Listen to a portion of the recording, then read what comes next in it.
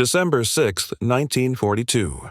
RAF Chelveston, England. Frost gripped every surface as Colonel Curtis LeMay stood over the chart in the briefing room, his cigar unlit but clenched between his teeth as always. In 3 hours, 18 B-17 Flying Fortresses from his 300th Bombardment Group would attempt something never tried before, a formation so tight and so precisely coordinated that it would transform aerial warfare. The objective was Lille, France, but the true experiment was the formation itself. What his crews didn't yet appreciate was that this mission would produce the template for a defensive system so formidable that Luftwaffe pilots would nickname it the Flying Porcupine. A ring of interlocking machine gun fire so dense that attacking it became a form of calculated suicide. The arithmetic was stark and simple. A single B-17G carried a dozen 50-caliber machine guns. Put 54 of these bombers into a combat wing formation, and an attacking fighter pilot found himself facing the muzzles of more than 700 heavy Browning guns, each capable of firing roughly 750 rounds per minute with an effective reach of 3,500 feet. This was the combat box, and its development would turn the daylight bombing campaign over Europe from a desperate gamble into America's primary instrument for crippling Nazi, Germany's industrial heart. The road to this point had begun inauspiciously. On August 17, 1942, the 8th Air Force flew its first bombing mission from England. 12 B-17E Flying Fortresses struck the marshalling yards at Rouen in France, escorted by RAF Spitfires. The bombers flew in loose 6-plane squadrons with miles between each element, a formation intended mostly to prevent mid-air collisions among inexperienced crews rather than to provide mutual defensive fire. Within each squadron, planes were stacked at 3 altitudes with roughly 150 feet separating the highest and lowest aircraft. All returned safely with only minor flak damage to 2 ships. But American air commanders knew that this shallow penetration into occupied Europe fell far short of what would be required. The real targets lay deep inside Germany, beyond the range of any escort fighter then available. The bombers would have to fend for themselves. The operational challenge was enormous. Strategic bombing doctrine demanded precision daylight strikes on specific industrial targets, factories producing aircraft parts, ball bearings, synthetic fuel, and other material vital to the German war effort. But reaching those targets meant hundreds of miles through hostile skies, confronting both Luftwaffe fighters and heavy flak. From bases in East Anglia to targets in central Germany was more than 500 miles each way. At bomber cruising speeds of about 100 km/h, missions lasted 8 to 10 hours. Crews spent that time at altitudes of 25,000 to 30,000 feet where temperatures fell to 40 degrees below zero and supplemental oxygen was essential. The B-17E that flew those early missions carried 50-caliber Browning M2s, a major advancement over earlier armaments. 2 were mounted in a powered dorsal turret behind the cockpit. 2 more in a powered ventral Sperry ball turret that allowed a gunner full 360-degree rotation. 2 in the tail turret providing crucial rear defense. Plus guns in the radio operator's compartment, waist positions on either side of the rear fuselage, and a flexible nose gun. The Browning M2 weighed 64 lb, measured 57 in, and fired about 750 rounds per minute with an effective range near 3,500 ft, significantly farther than the German 20mm cannons early Luftwaffe fighters used. The physical demands on B-17 gunners were extreme. The ball turret gunner, usually the smallest crewman, climbed into his position through a hatch and spent the mission crouched in a space roughly 4 feet across, unable to wear a parachute because of the cramped quarters.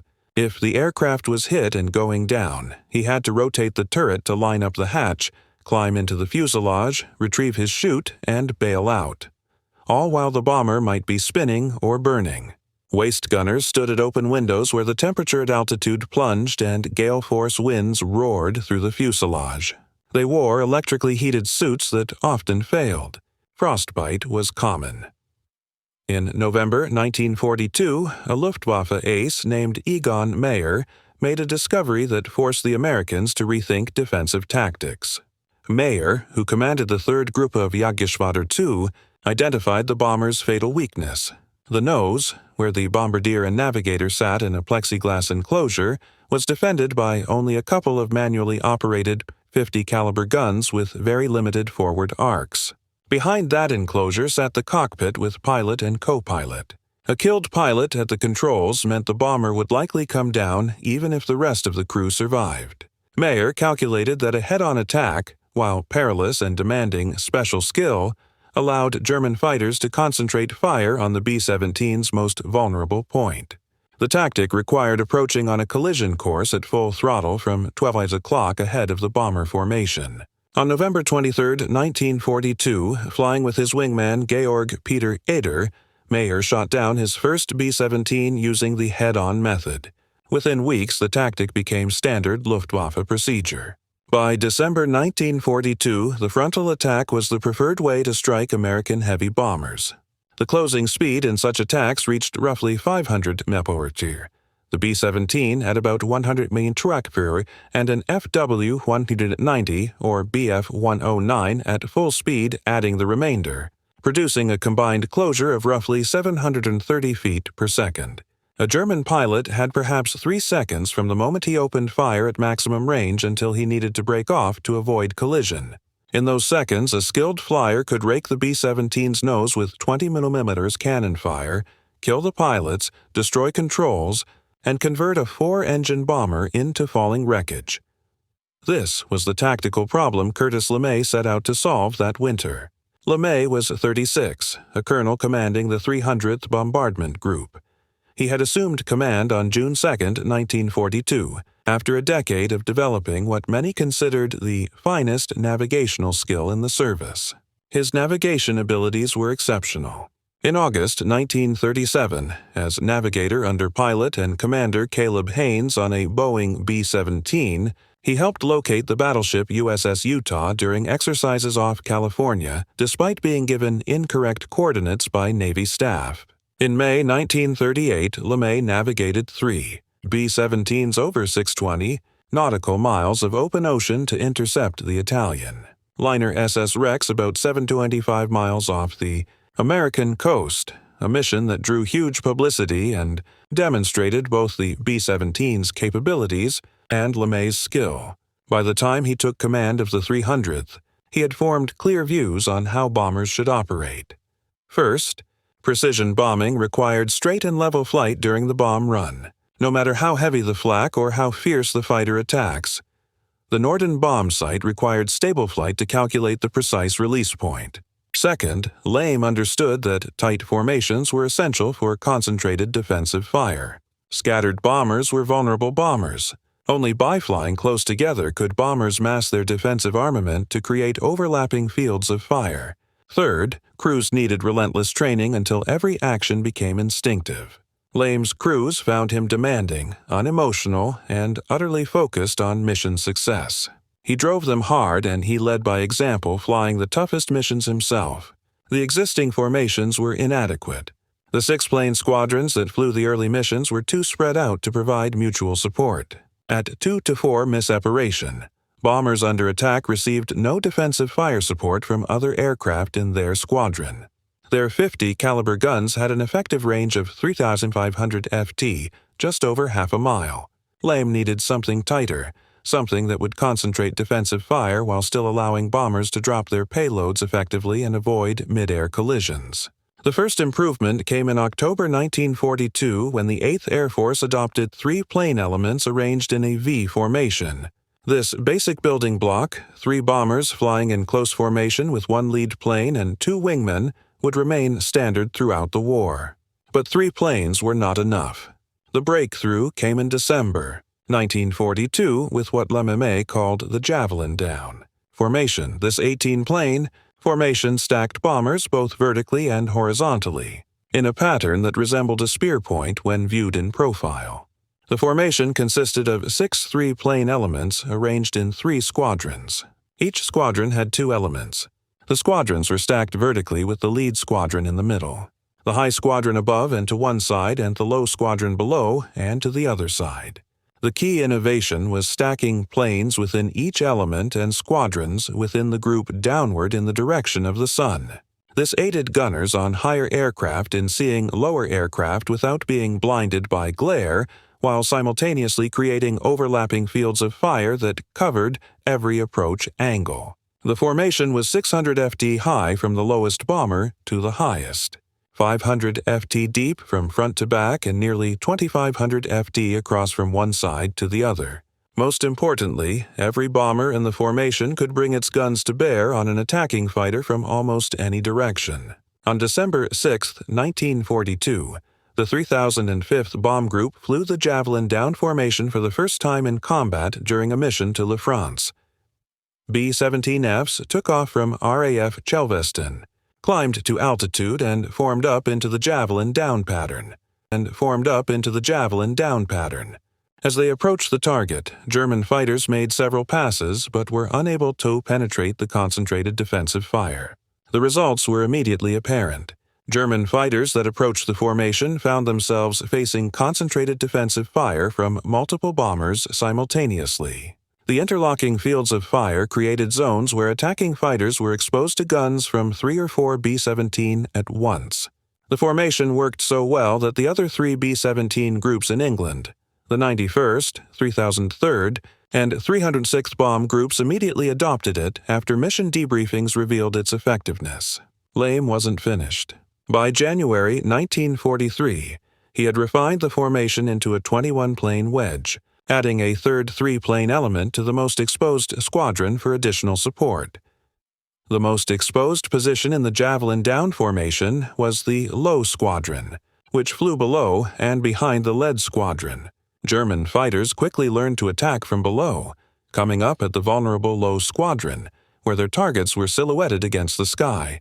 Adding 3 additional bombers to the low squadron provided concentrated firepower at the formation's most vulnerable point. This configuration was tested in combat, proved effective, and was formally adopted by all groups on January 13, 1943. It became standard through September of that year. The bombers were stacked in a 3-dimensional array that looked like stairs when viewed from the front, a spear point when viewed from the side, and a diamond when viewed from above. Every plane had a specific position designated by squadron, element, and position number. The lead squadron consisted of 9 aircraft. The high squadron added 3 more bombers to the high right, and the low squadron added 9 more bombers to the low left for a total of 21 aircraft in the group formation. Every pilot knew his exact position. Maintaining that position was critical. A 1943 Army Air Forces survey found that just over half of all B-7s shot down by the Germans during attacks on European targets were aircraft that had left the main formation. The discipline required to maintain formation was extraordinary. Flying a B-17 in combat formation demanded constant attention and significant physical strength.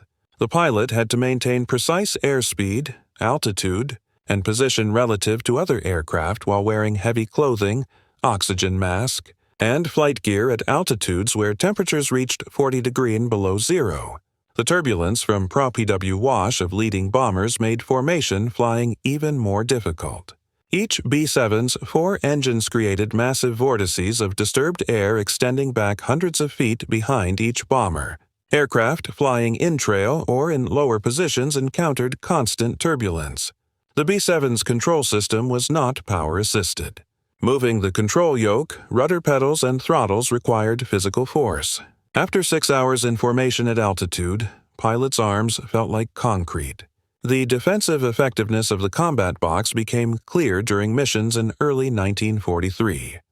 On January 27, 1943, the 8th Air Force flew its first mission against a target inside Germany proper, attacking the naval yards at Wilhelmshaven. B-17 and 20 B-24s were dispatched. The 3005th Bomb Group participated, flying in the combat box formation LeMay had developed. German fighters intercepted the formations over the Fian Islands and attacked with typical aggression. But the concentrated defensive fire from the tight formations forced them to break off attacks earlier and made accurate shooting far more difficult. 3 bombers were lost from the entire force. a loss rate of just over 4%, far below the 20% losses that would be sustained on later unescorted deep penetration missions. The critical vulnerability that remained was the bomber's weak forward armament. Even with the combat box formation providing concentrated defensive fire from the sides, top, bottom, and rear, the head-on attack continued to prove devastatingly effective. Luftwaffe pilots refined their tactics throughout early 1943. Fighter units would position themselves ahead of the bomber stream, then set up their attack runs. They attacked in waves of 3 or 4 aircraft abreast, the K formation, flying straight at the lead bomber formation. At 1,000 Wheaties range, they opened fire with their 20mm cannons and 13mm machine guns. The FW-190 fighters carried 4 MG-59mm cannons plus 2 MG-17 machine guns in the later models. At 500 YD, the German pilots would fire a final burst and then execute violent breakaway maneuvers. Some pilots were so skilled and so aggressive that they held their fire until 300 YD or closer, ensuring maximum effect. The Americans attempted various solutions to the forward firepower problem. Some groups experimented with adding single manual 50 caliber guns in cheek mounts on each side of the nose, giving the navigator and bombardier additional weapons. The cheek guns helped cover some of the forward blind spot, but the fields of fire remained limited. The breakthrough came with the development of a remotely operated chin turret mounting 250 caliber guns directly below the bombardier's position. The Bendix chin turret was electrically powered and could be aimed using a hand control, while the gunner sighted through a reflector gun sight. The turret provided true forward firing capability and could track targets through a wide arc covering the entire forward hemisphere. By summer 1943, the B-17G began entering service with the chin turret as standard equipment. This definitive version of the Flying Fortress carried 1,350 caliber machine guns, the most heavily armed bomber in the American infantry. The armament was distributed across 5 powered turrets and 4 manual positions. 2 guns in the Bendix chin turret defended against head-on attacks, 2 cheek guns in manual ball. Socket mounts on either side of the nose provided additional forward coverage. 2 guns in the dorsal turret located just after. The cockpit and operated by the flight engineer covered. Attacks from above and to the sides. 2 guns in the Sperry Ball turret mounted beneath the aircraft defended it from assaults coming from below. 2 guns in the manual waist stations, 1 on each side of the rear fuselage, protected the beam sectors. A single, flexible gun in the radio operator's section offered extra coverage from above and behind. 2 guns in the tail turret provided vital rearward protection. The tail guns possessed the longest effective range, reaching nearly 1,000 yards directly aft of the bomber. The B-17G finally offered complete defensive coverage from every direction. A crew of 10 managed the aircraft. The pilot commanded the mission and directed the crew. The co-pilot assisted with flying duties, handled engine controls, and would assume control if the pilot became incapacitated. The navigator was in charge of all course plotting and position tracking. The bombardier operated the Norden bomb site during the bombing run and also controlled the chin turret before and after the drop. The flight engineer supervised engine performance, fuel usage, hydraulic pressure, and electrical systems, while also manning the upper turret. The radio operator handled communications and operated the radio compartment gun. The ball turret gunner spent much of the mission inside his rotating sphere beneath the aircraft. The 2 waist gunners stood at open windows on either side of the fuselage's rear. The tail gunner occupied the rear station alone, lying prone behind his weapons for hours, watching for threats from behind. The Luftwaffe's response to improved bomber armament was to enhance their own firepower and invent new strategies. Inspections of destroyed B-17s revealed that destroying a heavy bomber from the rear required roughly 20mm cannon strikes. Analysis of combat film from gun cameras showed that average fighter pilots hit bombers with only around 2% of the rounds fired from the rear. The arithmetic was harsh. To get 20 hits, a typical pilot had to fire about 1,000 rounds. Yet the early Focke-Wulf 190 carried only 500 rounds of 20mm ammunition in total, barely enough for half that number of hits. The solution was heavier armament. Later versions of the FW-190 mounted 4 to 6 MG 151 20mm cannons along with twin MG 131 13mm heavy machine guns. Some planes were equipped with experimental large-caliber weapons. The Bordkanon BK-37 was a 37mm automatic cannon.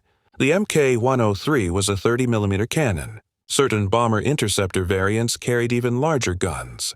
These massive weapons could annihilate a bomber with just 1 or 2 hits, but they were difficult to aim, added weight, reduced speed, and had limited ammunition capacity. The Luftwaffe also tested unguided rockets. The Werfer Granit 21 was a 21-centimeter rocket launched from simple tubular mounts under the wings. The WGR-21 had immense explosive strength. A direct hit would obliterate a B-17, but accuracy was poor. The rockets had unstable flight paths and no guidance systems. Pilots had to fire from ranges of 800 to 1,000 yards, outside the effective reach of the bomber's defensive guns. Hit rates were extremely low, but the rockets had powerful psychological effects. Seeing large, smoke-trailing projectiles streaking toward the formation forced bomber crews to take evasive maneuvers, breaking up the tight formation and disrupting the bombing run. As the 8th Air Force expanded during 1943, its combat formations evolved to include more aircraft. By spring 1943, the 8th had grown to 16 B-17 groups and 4 B-24 Liberator groups. Mission sizes rose to between 1 and 200 bombers. The basic group formation of 18 to 21 aircraft was enlarged into combat wings. 3 groups flying together, stacked both vertically and laterally, forming a 54-plane wing capable of projecting immense defensive firepower. This wing box formation became standard. For major operations from early 1943 through mid-1944, groups were arranged with a lead group in the middle, a high group above and offset to one side, and a low group below and to the opposite side. The entire formation occupied roughly 3,000 feet in height, 7,000 feet in depth, and 2,000 feet in width. When fully equipped with B-17Gs, the 54-plane wing could field over 700 heavy-caliber machine guns. A Luftwaffe pilot attacking such a formation faced the terrifying reality of dozens of gunners tracking him and hundreds of bullets converging on his path. The tracer rounds, every 5th bullet, formed visible streaks of fire. From a distance, the formation looked like a giant flying porcupine, bristling with fiery quills in every direction. German pilots dubbed the B-17's formation Fliegendes Stachelschwein, flying porcupine, a name that perfectly described both the sight and the danger. Lieutenant Heinz Knoke, a Luftwaffe ace with 33 confirmed kills, wrote in his diary, "Attacking the American bombers is like flying into a wall of fire. The tracers come from all sides. You line up your target, and suddenly the air is glowing red. You shoot, pray you hit, and dive away hoping your aircraft still holds together." Major Anton Haeckel, who ended the war with 192 victories, explained, "From the rear, it takes too long to close the distance. We are under fire for several seconds while unable to shoot effectively. Their 50-caliber guns reach farther than ours. Front attacks are better but demand much more precision and nerve." The rigid discipline required by the combat box introduced one fatal weakness. Bombers could not take evasive action while in formation. They had to maintain level flight regardless of flak or enemy fighters. This made them vulnerable to German anti-aircraft artillery. The Luftwaffe's flak arm eventually numbered over 1 million personnel operating thousands of heavy guns. The standard German heavy flak cannon was the famous 8.8 cm Flak 18, 36, 37, and 41, which could hurl an 8.8 kiloliter high-explosive shell to altitudes above 30,000 feet. These batteries ringed vital targets. When bomber formations approached, German gunners calculated their expected position 30 seconds ahead, and then filled that patch of sky with bursting shells. Flak was responsible for 40% of all wounds sustained by 8th Air Force personnel, a higher percentage than fighter attacks. The true test of the combat box formation came during the deep penetration missions of August and October 1943. These missions pushed American bomber doctrine to its absolute limits and revealed both the formation strengths and its fatal weakness when operating without fighter escort. On August 17, 1943, exactly 1 year after the 8th Air Force's first mission, 376 B-17s launched a double-strike mission against the Messerschmitt aircraft factory at Regensburg and the ball-bearing plants at Schweinfurt. This was the largest and most ambitious American bombing operation attempted to that date. Curtis Lame, now commanding the 3rd Air Division, would personally lead the Regensburg mission. The Regensburg force, consisting of 146 B-17 bombers from 7 bomb groups, would strike first, then continue south across the Alps to bases in North Africa. The Schweinfurt force, consisting of 230 B-7 bombers from 9 groups, would follow and return to England. The mission began badly. Dense fog covered English airfields. Weather delays forced a 3-hour gap between the 2 strikes instead of the planned 30 minutes. This destroyed the entire tactical plan. German radar tracked both formations from takeoff. The long delay gave German fighter controllers time to land, rearm, refuel, and attack both formations. The Regensburg force encountered German fighters almost immediately after crossing the Dutch coast. Bf-109 Sand FW-190US attacked in waves. The head-on attacks came first with 3 and 4 fighters abreast boring straight at the lead bombers. Despite the attacks, the formations pressed on. At Regensburg, the bombing was accurate and the Messerschmitt factory was hit hard, but the price was high. 24 B-17s were shot down. The Schweinfurt force fared even worse. Delayed by hours, they faced German fighters that had already attacked the Regensburg force, returned to base, rearmed, and taken off again. The Schweinfurt force lost 36 B-17s out of 183 that reached the target. Combined losses for the day were 60 bombers and approximately 600 crewmen, a loss rate of 20%. Despite the losses, the combat box formations performed exactly as designed. A post-M mission survey by the USAAF analyzed loss patterns and found that over half the bombers shot down had left the protection of the main formation. Aircraft that fell out of formation due to battle damage, mechanical failure, or crew errors were quickly swarmed by German fighters. Once separated from the formation's protective firepower, a bomber typically survived less than 5 minutes before being shot down. Conversely, bombers that maintained formation discipline and stayed in their assigned positions had dramatically higher survival rates. The defensive fire forced German pilots to break off attacks sooner, made accurate gunnery difficult, and occasionally shot them down. The missions demonstrated both the strengths and limitations of the combat box. The formations could defend themselves effectively enough to reach heavily defended targets deep inside Germany and impose significant costs on attacking fighters. But without fighter escort to keep German fighters away from the formations, losses were catastrophic and unsustainable. The problem was that in August 1943, no long-range escort fighter existed. The Republic P-47 Thunderbolt had the performance to engage German fighters on equal terms, but its combat radius was limited. With internal fuel only, the P-47 could escort bombers to approximately 125 km from base. With external 75 Gauss drop tanks introduced in August 1943, the radius extended to 230 meters. With 108 drop tanks introduced in September 1943, radius reached 275 meters. This was enough to cover missions to targets in the Low Countries, northern France, and western Germany, but inadequate for deep penetration missions to central Germany. While waiting for long-range escorts, the 8th Air Force continued refining the combat box to maximize defensive effectiveness. In September 1943, a new configuration was tested using a 36-plane group formation. This was created by doubling the number of 3 plane elements in each squadron while placing all 3 planes within an element. At the same time, altitude to reduce collision risk. The result was a more compact formation that was easier to maintain and provided better bombing concentration.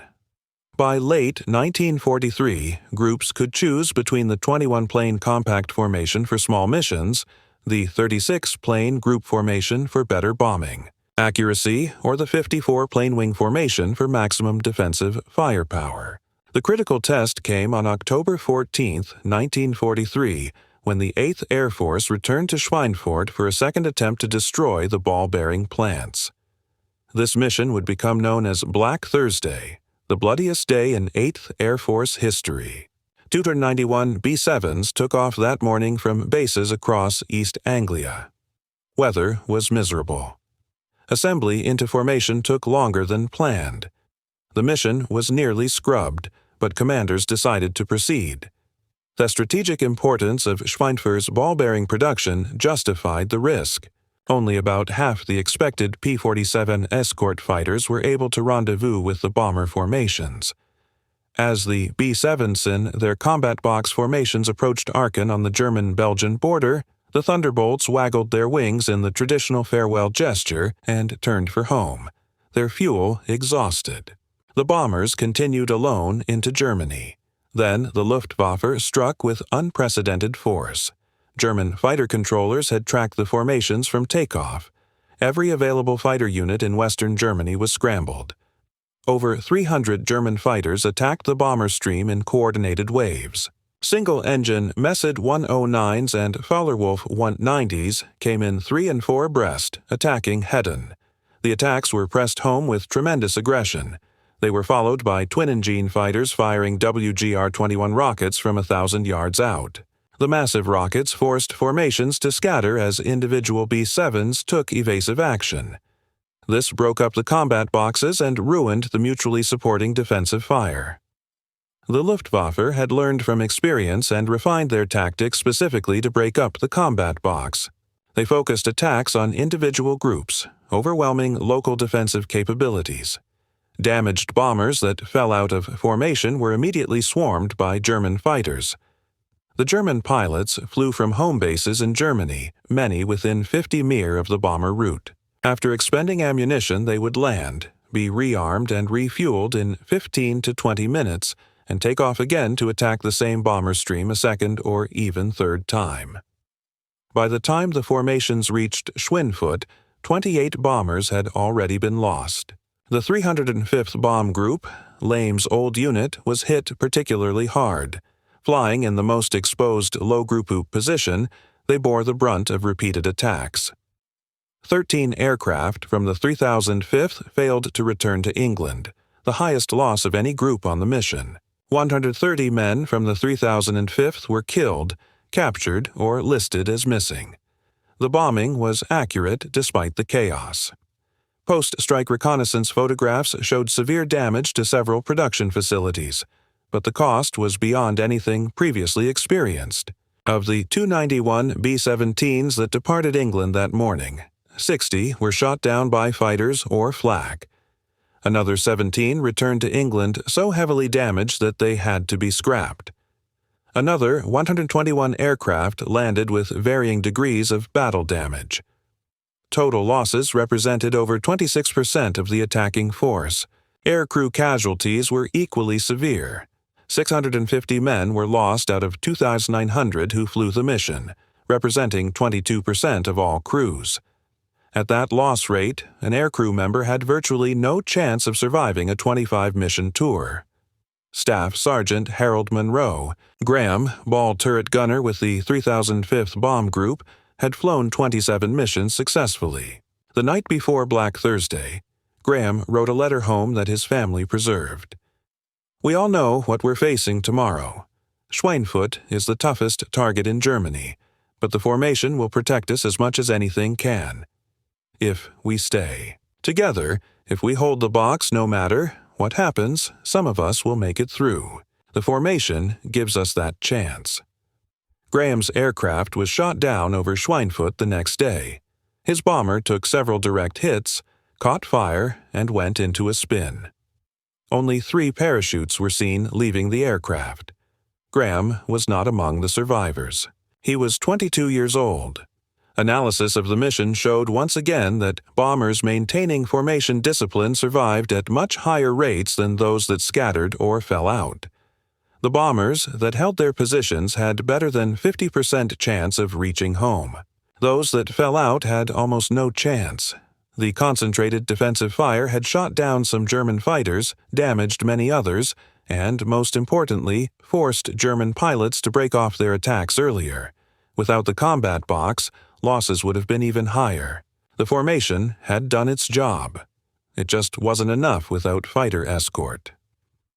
The immediate aftermath of Black Thursday forced a fundamental reassessment of American daylight bombing doctrine. The loss rates were simply too high.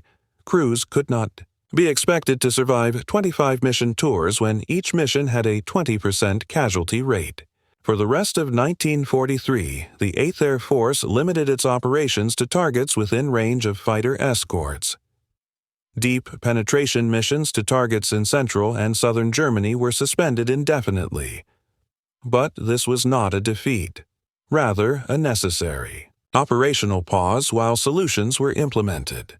The primary solution was developing and deploying long-range fighter escorts. By late 1943, the North American P-51B Mustang was entering service with the 8th Air Force. Powered by a Packard-built Rolls-Royce Merlin engine and equipped with external drop tanks, the P-51B had a combat radius of over 650 meters, enough to escort bombers all the way to Berlin and back. The Mustang combined this extraordinary range with excellent performance. At 30,000 UFT altitude where bombers and German fighters operated, the P-51B could match or exceed the performance of BF-19s and FW-190s. When P-51 equipped fighter groups began escorting bomber missions in February 1944, the strategic balance shifted decisively in favor of the Allies. The combat box formations continued in use throughout the war, but their role evolved. With effective fighter escorts available, the rigid defensive formations became less critical for pure survival. Instead, they became more important for bombing accuracy. The tight formations ensured concentrated bomb patterns on target, maximizing damage. As the Luftwaffe fighter threat diminished progressively through 1944, flak became the primary danger. The 36 plane group formation, more compact and easier to maintain than the massive 54 plane wing boxes, became standard for most missions from May 1944 onward. By February 1944, when the 8th Air Force returned to Schweinfurt during the Big Week missions, everything had changed. Long-range P-51 Mustangs escorted the bombers all the way to the target and back. The B-17G, with its 13 machine guns, provided comprehensive defensive coverage. The combat box formations had been refined through 2 years of combat experience. And, most importantly, the Luftwaffe was beginning to collapse under sustained attrition. German fighter losses were mounting at unsustainable rates. Experienced pilots were being killed faster than they could be replaced. The strategic air campaign that had seemed on the verge of failure in October 1943 was now succeeding. By D-Day on June 6, 1944, Allied air forces had achieved complete air supremacy over Europe. German fighters had been largely swept from the skies through systematic attrition. Bomber formations could operate with relative impunity over most of Germany. Loss rates dropped from 20% in October 1943 to 3 to 5% by mid-1944. Levels that were sustainable. Crews' chances of completing 25 mission tours improved dramatically. The psychological impact was enormous. New crews arriving in theater could look at veterans who had completed tours and know that survival was possible. The effectiveness of the combat box is demonstrated by comprehensive survival statistics. Of the 12,731 B-17s built during the entire war, 4,735 were lost in combat operations, representing a loss rate of 37%. But detailed analysis shows clearly that bombers maintaining formation discipline in combat boxes had survival rates significantly higher than the overall average, while those that became separated had survival rates far below average. A bomber that fell out of formation had perhaps a 20% chance of reaching friendly territory. Most were shot down within minutes. Conversely, a bomber that maintained its position had better than 50% chance of survival even on heavily opposed missions. The difference between life and death was often nothing more than holding position in the combat box. Technical Sergeant Albert Brown, radio operator flying with the 305 Bomb Group, wrote in a letter home that was later donated to the National Air Force Museum. "The formation is everything. You see a bomber fall out and you know he's done for. The fighters swarm him like sharks around blood in the water. But if you stay in the box, if you hold your position no matter what, the other bombers protect you with their guns and you protect them with yours. It's the only way any of us survive. We depend on each other absolutely. That's what gets you through, knowing you're not alone. That if you do your job and stay in position, the formation will protect you as much as anything can in this war." The costs were horrific and must be acknowledged honestly. The 8th Air Force suffered 54,000 casualties during the combined bomber offensive, with 26,000 killed in action and 28,000 taken prisoner. To put this in perspective, the 8th Air Force casualties exceeded the entire Marine Corps casualties in the Pacific Theater. The peak losses came during the second half of 1943, when deep penetration missions without adequate fighter escort led to unsustainable loss rates.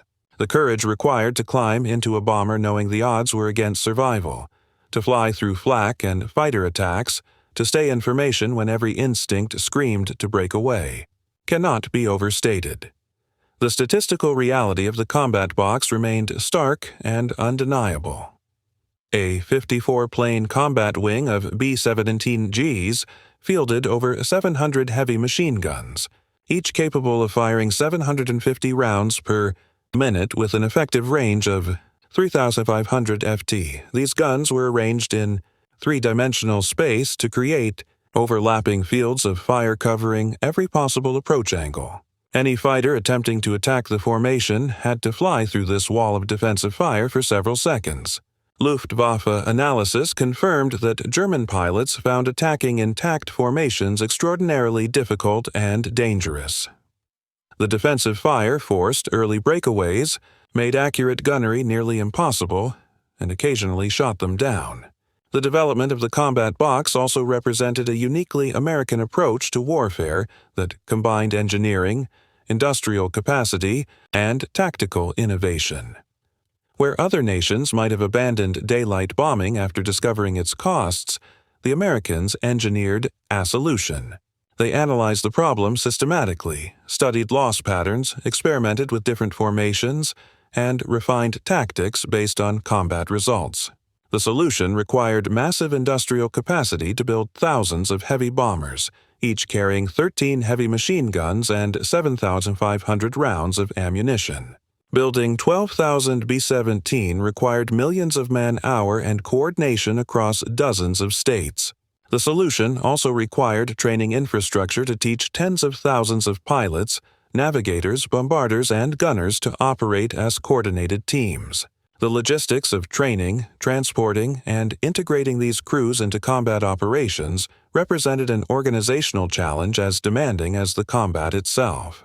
The combat box was not just a tactical formation, but a manifestation of American organizational capability and industrial power. It represented using technological superiority and organizational skill to overcome tactical challenges. The Germans had better trained pilots initially and the advantage of fighting over their own territory, but they could not match American industrial production or organizational ability to coordinate mass operations. The combat box symbolized this advantage. Only a nation with the industrial capacity to build thousands of heavy bombers and the organizational capability to coordinate mass formations could execute this strategy. When Curtis LeMay first tested the formation over Le on December 6, 1942, he was experimenting with a theoretical solution to a tactical problem. He had analyzed the defensive weaknesses of loose formations, calculated fields of fire for various gun positions, and designed a formation that maximized overlapping coverage. By the time the war ended in May 1945, less than 3 years later, the combat box had become the standard by which all bomber formations were judged. Over 12,000 B-17s flew combat missions using variations of the combat box formation. They released over 640,000 tons of ordnance on German targets, crippling factories, oil refineries, transportation networks, and military facilities. They compelled the Luftwaffe into a war of attrition it could not endure, and they proved decisively that with proper tactics, sufficient armament, and exceptional crew proficiency, daylight strategic bombing could succeed even against the most resolute resistance. The men who flew in those formations understood precisely what they were undertaking and accepted the hazards knowingly. They knew the figures. Intelligence officers briefed them on casualty rates before missions. They could see empty bunks in their quarters. They attended memorials for fallen comrades. They realized that completing a 25-mission tour required not only skill and courage, but immense fortune. The pre-mission routines reflected this awareness. Some men wrote letters to be sent home if they didn't return. Others prayed. Some carried talismans. They donned their gear systematically, checked their equipment meticulously, and walked to their aircraft with the quiet resolve of men performing a duty that had to be done regardless of cost. The historical significance of the combat box lies not only in its tactical efficiency, but in what it symbolized about American air power doctrine. The Army Air Forces had committed to daylight precision bombing over heavily defended targets, a strategy that seemed suicidal when the RAF had already abandoned daylight attacks due to unsustainable losses. The Americans refused to relinquish the concept. They believed destroying specific industrial objectives was vital to winning the war, and that only daylight bombing could provide the necessary precision. The combat box was the solution that made daylight precision. Bombing feasible by concentrating defensive. Firepower to levels that German fighters could not easily overcome. The formations demanded extraordinary crew skill, physical endurance, and courage. Flying in tight combat box formations for 8 to 10 hours at high altitude in sub-zero conditions, while being attacked by enemy fighters and surrounded by flak-tested men to their absolute limits. Yet thousands of crews did this repeatedly, completing 25 or more missions. Many continued flying even after fulfilling their required tours. The sense of purpose, the conviction that they were helping to shorten the war and save lives, sustained them through experiences that would have crushed lesser men. In the history of aerial warfare, few tactical innovations have had greater influence or required greater bravery from the men who carried them out. The combat box stands as a testament to both American ingenuity and the extraordinary fortitude of young men who flew in tight formation through walls of fire over Hitler's Europe. These men, average age 23, many fresh from farms and small towns across the United States, climbed into their bombers day after day and confronted odds that would have overwhelmed professional soldiers. They did this because they believed in their mission: to end tyranny, defend freedom, and protect their families. This belief sustained them through experiences that left psychological scars many bore for the rest of their lives. Combat box formations illustrate what ordinary Americans can achieve when called upon to accomplish extraordinary deeds, and they remain one of the most remarkable tactical innovations in modern military history, achieved not through brute force alone, but through the combination of American industrial capacity, organizational brilliance, and the raw courage of young men who refused to accept defeat.